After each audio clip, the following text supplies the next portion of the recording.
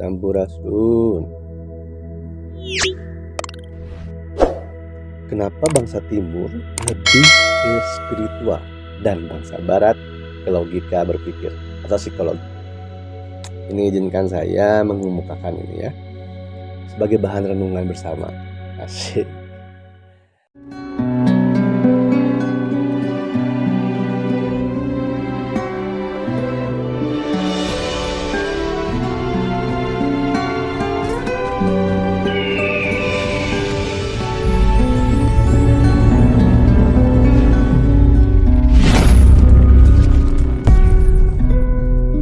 Don't forget to subscribe, like, share, and comment. Bumi ini memiliki dua kutub, seperti kita ketahui semua ya, yaitu kutub utara dan kutub selatan. Nah, pergerakan alam kedua kutub bumi ini itu membentuk dua kutub magnet yang sama besar dan kuat, yaitu kutub magnet timur dan kutub magnet barat. Hukum dasar magnet, kutub magnet yang sama tidak bisa bertemu, akan saling menolak. Kutub magnet timur dan barat, kedua kutub ini karena sama besar dan kuat, kedua kutub ini tidak bisa bersatu karena sama-sama memakai atau memiliki daya tolak dan daya tarik masing-masing. Jadi ketika kedua magnet yang sama berdekatan akan saling menolak. Kutub magnet yang sama yang saling mengeluarkan daya tolak menghasilkan pergerakan pusaran energi magnetis. Itulah kenapa angin berhembus dari timur ke barat, matahari terlihat terbit dari timur ke barat. Ketentuan alam inilah yang membentuk situasi dan kondisi alam utara, selatan, timur, dan barat. Beberapa belahan dunia atau bumi menjadi ada yang memiliki 2 musim, 4 musim, dan seterusnya. Lingkungan alamnya pun menjadi berbeda, dari mulai cuaca, suhu, gunung, air, sungai, danau, dan laut, pantai, hutan, tumbuhan, hewan, sampai manusianya. Apa yang ada di belahan bumi barat tidak bisa sesuai dengan apa yang ada di bumi belahan timur. Misal tumbuhan, pohon, hewan, baik itu hewan darat atau hewan laut, tidak bisa hidup jika bukan pada habitatnya. Panda Jepang, onta Arab akan mati jika tinggal bukan pada habitatnya. Kalaupun tidak mati, perlu kerja keras untuk beradaptasi. Sangat berpengaruh di mana dia hidup dan berkehidupannya. Manusia pun begitu, bisa mati. Hanya bedanya, tubuh manusia itu adaptif, bisa bertahan hidup jika menyesuaikan diri. Tetapi akan tetap ada yang mati pada dirinya jika tidak sesuai dengan habitatnya. Mati daya cipta, rasa, karsa, dan karyanya. Akibat dari pergerakan dua kutub magnet yang sama besar ini, itu terbentuklah segi kehidupan bangsa timur dan barat.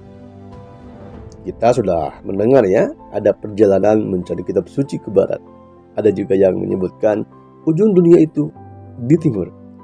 Timur adalah tanah yang dijanjikan, dan lain-lain.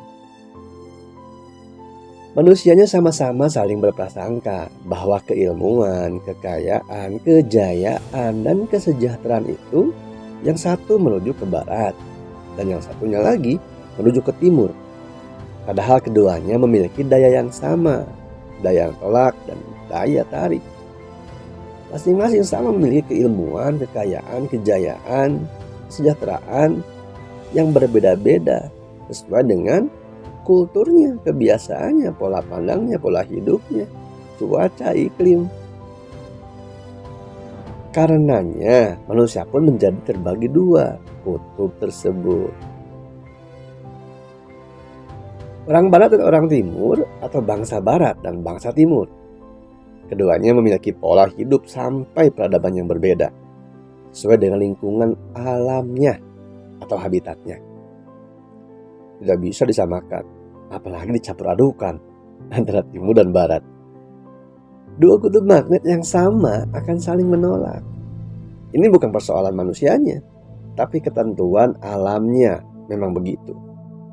Alamnya sendiri, orang timur dan orang barat sudah berbeda. Gunungnya, lautan, pantai, air, tanah, hawa, udara, hewannya, tumbuhannya pun berbeda. Musimnya, maka manusianya pun pasti berbeda. Berbeda pola pandang, karakter, watak, dan kebiasaan hidupnya, menyesuaikan dengan alamnya. Jika di barat, pikiranmu adalah dirimu, dirimu adalah pikiranmu. Mohon maaf, kami orang timur, rasaku adalah diriku, diriku adalah rasaku. Tapi bukan berarti kami orang timur tidak mempergunakan pikiran. Kami menggunakan daya akal atau cipta untuk berpikir. Justru ketika kami menggunakannya, menggunakan berpikir, maka tepat guna, tepat sasaran, dan bermanfaat untuk keseluruhan alam dan ciptaan lainnya jangka panjang. Hasil karya, teknologi, keilmuan, peradaban, dan lain-lain dari nenek moyang kami tidak merusak alam, tetapi selaras dengannya, karena bersumber cita dari rasa, bukan buah pikiran. Salah satu hasil pikir itu terbukti pada peninggalan bangunan candi, piramid, situs, obelisk, dan lainnya, yang bahkan ilmuwan barat terpintar pun tidak mampu menjelaskannya. Masing-masing berspekulasi, berasumsi, dan berdebat dengan spekulasi dan asumsinya masing-masing tentang bagaimana membangun candi dan piramid. Selamat berdebat. Nanoteknologi, fisika kuantum, astronomi, kesehatan sampai spiritualisme. Nenek moyang kami sudah jutaan tahun lamanya menerapkan itu pada kehidupannya, sebelum bangsa sekarang memahami itu semua. Karena bangsa bagian barat lebih kepada logika berpikir, maka segala sesuatu yang bersifat spiritual selalu berusaha dijelaskan melalui logika berpikir. Maka dari itu, mengenal makhluk yang lebih berkuasa atau superior dari mereka, arahnya ke alien dan UFO, makhluk luar angkasa, Anunnaki, dan lain-lain. Manusia pakai chips, ya. Sedangkan belahan bumi timur lebih kepada dewa-dewi, tapi bukan sebatas pada cerita dongeng atau legenda yang jadi halusinasi, mitos, folklore saja, tetapi pada makna sejatinya, sehingga menemukan kecanggihan teknologi dari dalam diri manusia itu sendiri, dari dalam dirinya sendiri. Cerita, dongeng, mitos, dan legenda mengandung personifikasi maksudnya, yang ketika coba dipahami bangsa barat tidak bisa, karena beda sesuai dengan kultur, kebiasaan, cara berpikir, sudut pandang, pola hidup. Maka yang tadinya majas atau cerita dongeng, mitos, dan legenda yang mengandung personifikasi, majasnya personifikasi perumpamaan. Karena ketika coba dipahami oleh bangsa barat, jadinya dipersonkan, jadi disosokkan. Disitulah mulai kekacauan, mulai kesemrawutan. Ranah rasa diterjemahkan dengan pikiran, yang gak nyambung lah bro. Gak bisa. Tapi itu tidak apa-apa, bukan karena manusianya. Itu bukan karena manusianya, sekali lagi, tapi karena faktor alamnya. Kutub magnet bumi timur dan barat memiliki daya tolak dan daya tarik. Ketika kedua kutub magnet yang sama, timur dan barat, berusaha didekatkan atau disatukan, maka mengeluarkan daya tolak. Usaha pergerakan menyatukan kedua magnet ini menciptakan pusaran magnet, medan magnet, yaitu daya tolak dan daya tariknya. arus yang saling menolak, pusaran yang satu sama lain melindungi kutub masing-masing. Seperti tumbuhan dan hewan, manusia pun terpengaruh dengan pusaran medan magnet itu. Karena pusaran magnet membentuk alam lingkungan hidupnya. Ada yang terbawa arus putaran medan magnet barat, dan ada yang terbawa dan terpengaruh pusaran medan magnet timur. Ada juga yang limbung, bingung, bimbang, dan terombang-ambing tak menentu. Di antara kedua pusaran magnet itu terhimpit, sehingga tidak jelas keberpihakannya di mana. Tidak punya jati diri. Orang timur tapi memakai cara ciri barat, pantas limbung. Selamat limbung ya. Ciri sabumi cara sadesa, di mana bumi dipijak, di situ langit dijunjung. Kalimat ini ada bukan dasar dari sebuah pikiran manusia, bukan dari buah pikiran. Itu lahir dari itu lahir dan ada dari nenek moyang leluhur Parahyangan,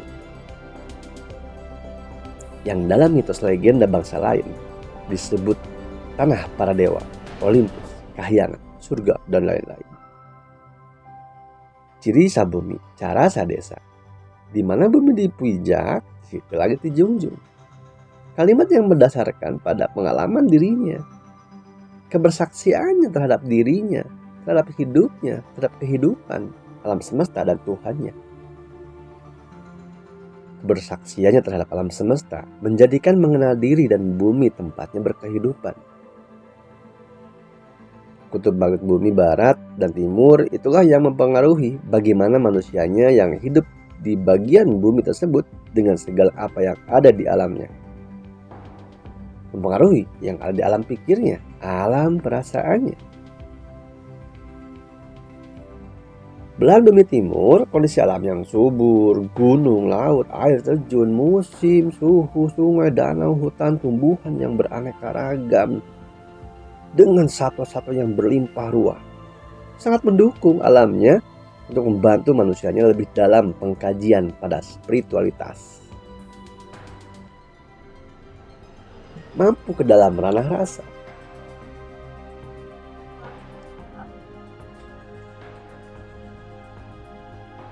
Sejak dahulu orang timur terkenal dengan adab, keilmuan, pengetahuan, adat, budaya, peradaban, dan spiritualitas yang tinggi.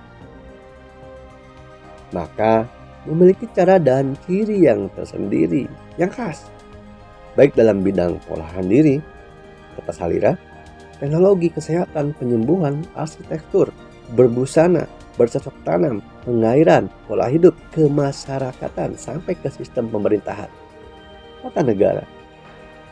Dan itu meliputi ranah lahir dan batin, fisik dan metafisik, intelektual maupun mentalitas dan spiritual.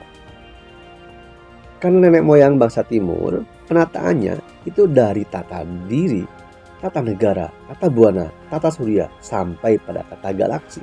Sudah sampai pada tata galaksi.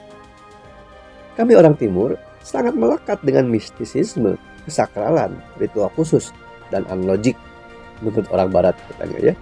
Karena nggak masuk sama alat pikirannya, tidak mampu menerjemahkan.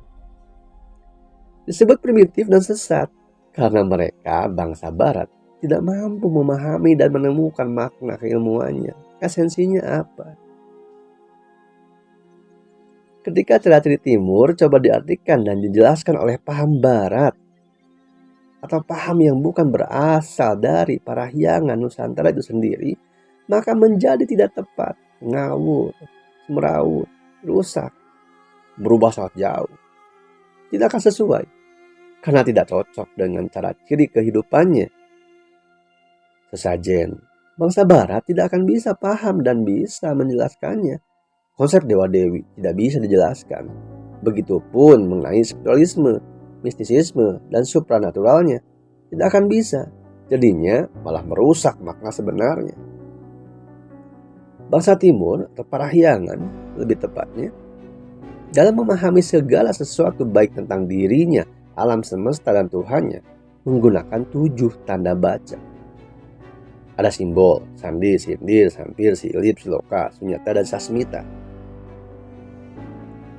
legenda Sang Kuryang dan Tangkuban Perahu. Tidak bisa mendapatkan makna sebenarnya jika tanpa menggunakan 7 tanda baca itu. Saya sebagai orang Jawa Barat tidak pernah bisa mempercayai bahwa ada seorang anak yang jatuh cinta pada ibunya, gagal menikahi menendang perahu dari gunung. Itu cerita, ada simbol, ada sindir, ada sampir, silip, siloka di sana. Kalau tidak dibaca dengan 7 tanda baca tersebut, tidak mampu, tidak akan bisa membaca makna intinya apa dari kisah tersebut. Jangan mentah-mentah dong, kan beda dengan cerita Cinderella. Kami bangsa Timur, Parahyangan, memiliki 18 aksara yang menjadi landasan untuk mengenal dan memaknai diri, alam dan Tuhan. Itu bukan karena manusianya, tapi karena alamnya mendukung. Kutub magnet buminya timur. Saya orang timur, maka mengikuti arah pusaran medan magnet timur. Bukan pilihan saya, tapi itu sudah menjadi kemutlakan diri saya. Saya menemukan makna itu. Jadi saya memutuskan untuk sepenuhnya menjadi orang timur. Saya tidak mau menjadi manusia durhaka yang hidup dan dihidupi tanah, air, angin, api, dan unsur lainnya dari belahan timur juga ada karena peran dan jasa para leluhur atau nenek moyang, tapi tidak mau mengenal, memakai, dan menjaga apa yang ada di timur. Malah menggunakan dan membanggakan cara dan ciri barat. Lahir di Ibu Pertiwi, hidup dan berkehidupan hari dari hasil Ibu Pertiwi, tapi menganiaya Ibu Pertiwi. Jauh jika saya untuk bisa menyembuhkan Ibu Pertiwi yang sekarang saat ini. Tapi jika tidak bisa menyembuhkan, saya ingin berusaha menjaga dan berkontribusi kepada Ibu Pertiwi. Minimal jangan ikut merusak dan menganiaya Ibu. Saya tidak anti barat, sekali lagi saya tidak anti barat. Hanya mari saling menghargai cara dan ciri masing-masing. Kita bisa berkolaborasi loh, tapi bukan mengakuisisi. Kalian bangsa barat datang ke kami, nenek moyang kami terima dengan baik dan memberikan apapun yang kalian butuhkan.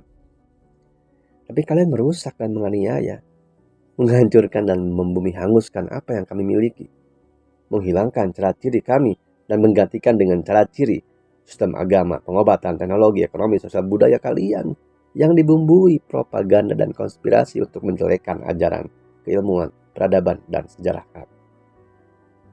Sehingga sampai saat ini, generasi bangsa ini, karena tidak mengenal nenek moyangnya dengan baik dan benar, jadi ikut bersama kalian, bersama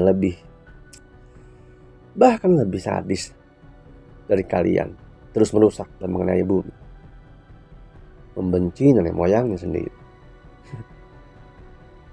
Karena telah dikuasai dirinya oleh paham barat. Mari renungkan ini bersama, wahai putra putri bangsa. Kalian timur atau barat? Sekali lagi, timur dan barat bisa berkolaborasi. Misalkan dalam penyembuhan medis dan non-medis, fisik dan metafisik, metode timur bisa berkolaborasi dengan metode pengobatan barat, metode biofield timur dan alat kedokteran barat. Tapi bukan mencampur adukannya, bukan pula menghancurkannya. Kami bisa berkolaborasi dengan siapapun, dimanapun, dengan paham dan kepercayaan juga, ilmu apapun. Dengan satu syarat, mari saling menghargai, mari saling menghormati. Kita jaga masing-masing jika benar kita ingin bermanfaat untuk semua kehidupan. Maka bekerja sama, bukan saling menjatuhkan, menghancurkan, menganiaya, apalagi menghanguskan, menggantikan. Kalian yang ingin terlihat superior, yang hebat, paling keren. Tapi tidak apa-apa. Ya, itu saja yang saya sampaikan untuk kali ini di konten pertama mungkin ini ya, di Media Daya Channel. Mari kita renungkan bersama. Tabe pun, Om Rahayu, Sagung Dua, Sampurasun.